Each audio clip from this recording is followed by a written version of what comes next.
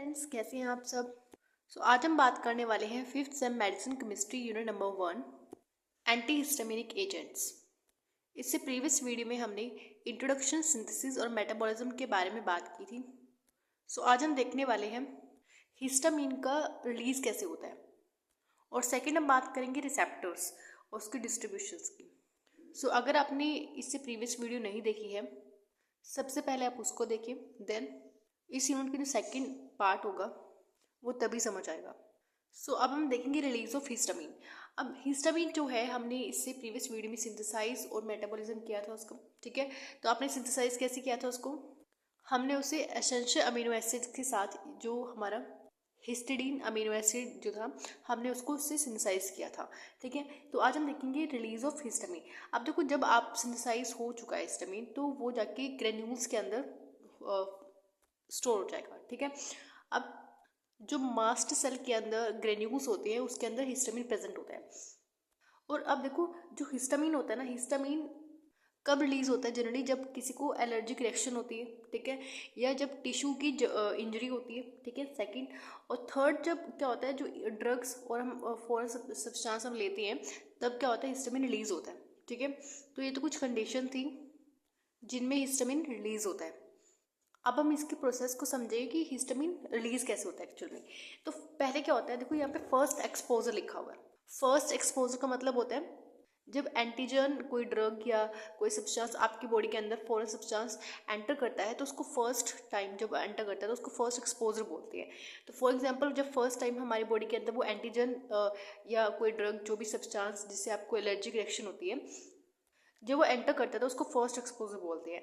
तो उसमें क्या होता है, जो हमारी बॉडी में बीटा सेल होती है, इन बी सेल्स के ऊपर क्या होता है, रिसेप्टर होता है। ये एंटीजन क्या करते हैं, जैसे ये एंटीजन है, ये हमारे जो बाहर से आया, ठीक है, फॉरेन सब्सटेंस है, ये इसके ऊपर जाके अटैच हो जाते हैं, ठीक है। जब इससे बाइंड करेंगे, जब ये बी सेल के रिसेप्टर से बाइंड करते हैं, तो यहाँ पे क्या होता है, एंटीबॉडीज का रिलीज होता है, ठीक है। तो जब यहाँ पे एंटीबॉडीज बनेंगी तो एंटीबॉडी रिलीज होंगी, ठीक है। अब यही एंटीबॉडीज क्या करती है, मास सेल के ऊपर क्या करती है, अटैच हो जाती है जाके, ठीक है। अब देखो यहाँ पे जो ये मास सेल है, इसके ऊपर एंटीबॉडीज अटैच हो गई हैं। अब क्या होगा, देखो, जब भी अब सेकंड एक्सपोजर जब होगा, ठीक है, जब दोबारा हमारे बॉडी में वो एलर्जिक एजेंट जब दोबारा आएगा, तो उस केस में क्या होगा, अब देखो यहाँ पे ऑलरेडी मास सेल के ऊपर एंटीबॉडीज लगी हुई है, ठीक है। अब देखो यहाँ पे एंटीबॉडीज ऑलरेडी लगी हुई हैं। अब जब वो दोबारा आएगा तो वो क्या करता है, इस मास सेल के ऊपर जो एंटीबॉडीज लगी हुई है, इसके ऊपर जाके लग जाएगा, ठीक है। तो इसको, इस प्रोसेस को क्या बोलते हैं, देखो ये हमारा क्या है, ये एंटीबॉडीज थी और ये एंटीजन है। तो यहाँ पे एंटीजन एंटीबॉडी रिएक्शन होता है, ठीक है। देखो, एक बार मैं यहाँ पे आपको दोबारा रिपीट कर देती हूँ। देखो, जब हमारी बॉडी के अंदर पहली बार एंटीजन आएगा, ठीक है, पहली बार एलर्जिक एजेंट जब आएगा, तो उसको फर्स्ट एक्सपोजर बोलते हैं, ठीक है। अब फर्स्ट एक्सपोजर में क्या होगा, जो हमारी बॉडी में बी सेल्स होते हैं, उनके ऊपर जो रिसेप्टर लगे होते हैं, उन रिसेप्टर्स के ऊपर वो एलर्जिक जो हमारे पास एजेंट होगा, एजेंट जो एलर्जिक एजेंट होगा, वो जगह से बाइंड हो जाएगा। तो अब बीटा सेल क्या करती है, सॉरी, बी सेल क्या करती है, बी सेल यहाँ पे एंटीबॉडीज को फॉर्म करती है, एंटीबॉडीज यहाँ पे रिलीज होती हैं। अब जो एंटीबॉडीज है, ये क्या करती है, जो हमारी बॉडी के अंदर मास सेल होती है, अब इन मास सेल के ऊपर जाके एंटीबॉडीज अटैच हो जाएगी, ठीक है। और जब दोबारा हमारी बॉडी के अंदर वही रिएजेंट जब दोबारा आएगा, एंटीजन दोबारा जब आता है, तो क्या करता है, वो मास सेल के ऊपर जो एंटीबॉडीज लगी होती है ना, उन एंटीबॉडीज के ऊपर जाके वो जो एंटीजन होता है वो अटैच हो जाता है, ठीक है, बाइंड हो जाता है। तो जब देखो, यहाँ पे हमारे पास क्या था, एंटीबॉडी थी, और ये क्या था हमारे पास, एंटीजन। तो उसे क्या बोलेंगे, एंटीजन एंटीबॉडी रिएक्शन। तो यहाँ पे एंटीजन एंटीबॉडी रिएक्शन होगी। उसके बाद क्या होगा, जो मास सेल है, यहाँ पे डीग्रेन्युलेशन होगा, यानी जो हिस्टामिन है वो ग्रेन्यूल से निकलना शुरू होगा, ठीक है, रिलीज होना शुरू होगा। तो यहाँ पे हिस्टामिन रिलीज होगा और एलर्जिक रिएक्शन शो करता है। उसके बाद देखो, यहाँ पे एक चीज़ मैं आपको बता दूँ कि जो ये हिस्टामिन है, ठीक है, ये हमारे पास क्या है, हिस्टामिन के ग्रेन्यूल्स है, जो कि मास सेल के अंदर प्रेजेंट होते हैं। तो जो ये पूरा का पूरा क्या है, ग्रेन्यूल है, और ये मास सेल के अंदर, अभी मैंने बाहर को शो किया है, ठीक है, ये ग्रेन्यूल क्या है, इसके अंदर एक हिस्टामिन भरा हुआ है, ठीक है। अब ये हिस्टामिन में क्या होगा, जब सोडियम अंदर जाएगा और हिस्टामिन बाहर आएगा, तो इस तरह से, एक तरह से आप बोल सकते हो, डीग्रेन्युलेशन होता है, ठीक है। और उसके बाद क्या होगा, एलर्जिक रिएक्शन होगी, ठीक है। अब देखो, जो कई सारे क्या होते हैं, ड्रग्स होते हैं जो हिस्टामिन को, जो कि हिस्टामिन को रिलीज कराती है। अब हिस्टामिन रिलीज होगा तो एलर्जी होगी, ठीक है। तो जैसे एल्कलॉइड्स हो गए, मोम हो गया, डाइज, एंटीबायोटिक्स कुछ होती हैं जो कि रिलीज कराती है। अब देखो यहाँ पे क्या है, हमारे पास यहाँ पे एक चीज़ है जो मैं आपको ये बताई थी, FCER। ये FCER जो रिसेप्टर होते हैं, ये क्या करता है, एंटीजन और एंटीबॉडी की स्ट्रॉन्ग बाइंडिंग के लिए होते हैं, ठीक है। तो यहाँ पे आप लिख सकते हो antigen antibody strong binding with the help of FCER, जो रिसेप्टर है इसके हेल्प से यहाँ पे स्ट्रॉन्ग बाइंडिंग होती है। अब हम देखेंगे हिस्टामिन के रिसेप्टर्स के बारे में। अब हिस्टामिन के जो रिसेप्टर होते हैं वो 4 तरह के होते हैं, H1, H2, H3, H4। अब जो चारों रिसेप्टर्स होते हैं जी प्रोटीन कपल रिसेप्टर होते हैं, ठीक है। सारे रिसेप्टर क्या है, जी प्रोटीन कपल रिसेप्टर हैं, और इनके क्या होती है, अलग अलग पाथवेज होते हैं जिनको ये फॉलो करते हैं। जैसे जो H1 रिसेप्टर है, H1 क्या करता है, IP डैंक पाथवे को फॉलो करते हैं, ठीक है।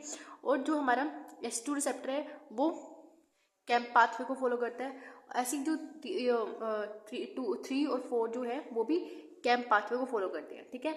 लेकिन जो जिसे आपने देखा था कि जो जी प्रोटीन कपल रिसेप्टर्स होते हैं वो आगे further GS, GI, GQ classify किए गए हैं, ठीक है। तो इसके अकॉर्डिंग भी इसको, जैसे हमारे पास ये है GS है, यानी स्टिमुलेशन होगा इसके अंदर, और I किसको रिप्रेजेंट करता है, इनिबिशन को, तो यानी इसमें इनिबिशन वाले फंक्शंस होंगे, ठीक है। तो इसको हम जब डिटेल में डिस्कस करेंगे तो मैं आपको वहाँ पे आगे आपको बताऊंगी, ठीक है। अब जो H1 रिसेप्टर है, जो हमारा फर्स्ट इसका डिस्ट्रीब्यूशन है वो है ब्लड वेसल्स के अंदर जो एंडोथीलियम होते हैं, ठीक है। देखो ये ब्लड वेसल्स, इसके अंदर एंडोथीलियम जो लेयर है उसके अंदर H1 रिसेप्टर्स प्रेजेंट होते हैं। तो जो एंडोथीलियम जो लेयर है ये क्या करती है, यहाँ पे EDRF एंड PGI2 का रिलीज करती है, ठीक है। अब जब ये दोनों का रिलीज होता है तो यहाँ पे क्या होता है, वैसो डायलेशन होता है। अब जब भी आपका वैसो डायलेशन होगा तो यहाँ पे BP गिर जाएगा, ठीक है, तो BP लो हो जाएगा यहाँ पे, ठीक है। सेकंड में जो हमारा है स्मूथ मसल के अंदर H1 जो रिसेप्टर होते हैं वो प्रेजेंट होते हैं बेसिकली इन ब्रोंकियाई में क्या होता है, H1 रिसेप्टर्स का डिस्ट्रीब्यूशन होता है। तो जो स्मूथ मसल होता है इसमें जनरली ब्रोंकियो कंस्ट्रिक्शन होता है, ठीक है। और थर्ड जो हमारा है सेंसरी नर्व एंडिंग, जो सेंसरी नर्व एंडिंग है वो क्या करते हैं, जैसे जो नर्व्स होते हैं उसकी एंडिंग पे उसको एक्टिवेशन कर देता है। अब जब एक्टिवेशन होगा तो पेन और इचिंग होगी, ठीक है। पेन और इचिंग के जो सिग्नल्स हैं, ठीक है, जब एक्टिवेशन होगा तो सिग्नल्स जाएंगे ज़्यादा, ठीक है। तो यहाँ पे पेन और इचिंग की आपको फीलिंग होती है, ठीक है। नेक्स्ट हमारा जो है ब्रेन। देखो जब भी ब्रेन के अंदर हम बात करेंगे ना हिस्टामिन की, तो वो न्यूरोट्रांसमीटर की तरह बात करेंगे, ठीक है। तो जब भी ब्रेन में चीज़ रिलीज होती है, ठीक है, हिस्टामिन जब रिलीज होता है तो यहाँ पे वेकफुलनेस और आपको एपिटाइटिक जो वो होती है, आपको भूख लगना कम हो जाएगी, ठीक है, और आपको जगह जगह से फील होगा, ठीक है। उसके बाद जो हमारा होता है एड्रीनल मेड्यूला के अंदर इसकी डिस्ट्रीब्यूशन होती है। एड्रीनल मेड्यूला के अंदर ये क्या करता है, एड्रीनलिन को रिलीज करता है, ठीक है। उसके बाद क्या होगा, जब एड्रीनलिन रिलीज होता है तो क्या करता है, हार्ट रेट बढ़ जाता है उससे, ठीक है। अब बात करेंगे H2 के बारे में। जो H2 है वो भी जी प्रोटीन कपल रिसेप्टर है, इसमें कैम्प जो पाथवे है वो फॉलो करता है। लेकिन यहाँ पे GS जो है प्रोटीन इन्वॉल्व है, तो यहाँ पे जो GS प्रोटीन होती है वो स्टिमुलेशन, अब S किसको शो कर रहा है, स्टिमुलेशन को, तो यहाँ पे सब कुछ क्या होगा, स्टिमुलेट होगा, ठीक है। अब फर्स्ट जो हमारा है वो है पेरेंटल सेल में क्या होते हैं, ये हमारे स्टमक के अंदर HCl का सेक्रेशन करते हैं, ठीक है। तो जो स्टमक के अंदर एसिड सेक्रेशन होता है वो पेरेंटल सेल से होता है। तो ये जो, अब देखो यहाँ पे मैंने आपको बताया था स्टिमुलेशन होगा क्योंकि GS हमारे क्या है, प्रोटीन इन्वॉल्व है वहाँ पे, तो यहाँ पे एसिड का सेक्रेशन बढ़ रहा है, ठीक है। आप जितने भी आप ड्रग्स देखोगे, जब H2 एंटागोनिस्ट पढ़ोगे तो वहाँ पे सारी की सारी ड्रग्स ज़्यादा क्या होंगी, वैसे 3 ड्रग्स हैं वहाँ पे, तो ठीक है, 3 ड्रग्स क्या है, एंटी अल्सर हैं, ठीक है। तो आपको जितने भी H2 रिसेप्टर्स में H2 एंटागोनिस्ट में ड्रग मिलेगी वो एंटी एसिडिक ड्रग होंगी, ठीक है। उसके बाद हमारा जो सेकंड होता है ऐसे नोड में आपको पता होगा जो ऐसे नोड होता है वो हार्ट के अंदर प्रेजेंट होता है, ठीक है। इसको सीनो आर्टियो नोड भी बोला जाता है, ठीक है। ये क्या करता है, इंक्रीज कर देते हैं इम्पल्स की जनरेशन को, ठीक है। जब इम्पल्स जनरेशन इंक्रीज होती है तो ऑटोमेटिसिटी ज़्यादा होती है, ठीक है। तो यहाँ पे क्या होगा, फोर्स ऑफ कॉन्ट्रैक्शन ज़्यादा बढ़ जाएगा और हार्ट रेट बढ़ जाएगा। फोर्स ऑफ कॉन्ट्रैक्शन बढ़ने से क्या होगा, हार्ट रेट बढ़ जाएगा, ठीक है। नेक्स्ट हमारा जो है H3 रिसेप्टर।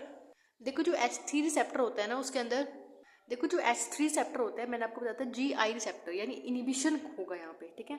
तो यहाँ पे ऑटो रिसेप्टर का मतलब क्या हुआ, फर्स्ट ऑफ ऑल देखो ऑटो रिसेप्टर में क्या होता है, देखो यहाँ पे हमारे पास क्या है, इनिबिशन ऑफ हिस्टामिन का रिलीज, यानी जो हमारा हिस्टामिन है वो यहाँ पे इनहिबिट हो जाएगा, रिलीज होना इनहिबिट हो जाएगा। वो कैसे होगा मैं यहाँ पे आपको एक बार बता देती हूँ। देखो आपको पता है ये प्री सिनेप्टिक है, ये पोस्ट सिनेप्टिक है, ठीक है। और यहाँ पे ये जो हमारे ग्रेन्यूल्स प्रेजेंट है इसके अंदर हिस्टामिन होगा, ठीक है। अब यहाँ पे जो हिस्टामिन है रिलीज हो गया, सपोज कोई हिस्टामिन जो है यहाँ पे रिलीज हो गया। अब यहाँ पे रिसेप्टर है, इससे भी अटैच होगा, ठीक है। लेकिन ये ऑटो रिसेप्टर क्या करता है, ये होता है प्री सिनेप्टिक के ऊपर, ठीक है। ये ऑटो रिसेप्टर क्या करेगा, जब इसके ऊपर हमारा जो न्यूरोट्रांसमीटर है वो जाके अटैच होगा तो ये ऑटो रिसेप्टर क्या करता है, ये ऑटोमेटिक, आप बोल सकते हो ऑटोमेटिक तो नहीं, मैं वर्ड यूज़ करूँगी, लेकिन ये अपने आप क्या करता है, जो इसकी सिक्रीशन है, हिस्टामिन की सिक्रीशन है, उसको इनहिबिट कर देता है, ठीक है। तो इसलिए इसको यहाँ पे ऑटो रिसेप्टर बोला गया है, ठीक है। वैसे तो हमारे इस यूनिट के अंदर फर्स्ट H1 और H2 जो रिसेप्टर हैं, ये दो रिसेप्टर ज़्यादा इंपॉर्टेंट है, क्योंकि जिसमें एंटागोनिस्ट भी है वो भी H1 और H2 की ही दिए हुए हैं, ठीक है। तो H3 और H4 आप कर भी सकते हो, ये आपकी मर्जी है, ठीक है।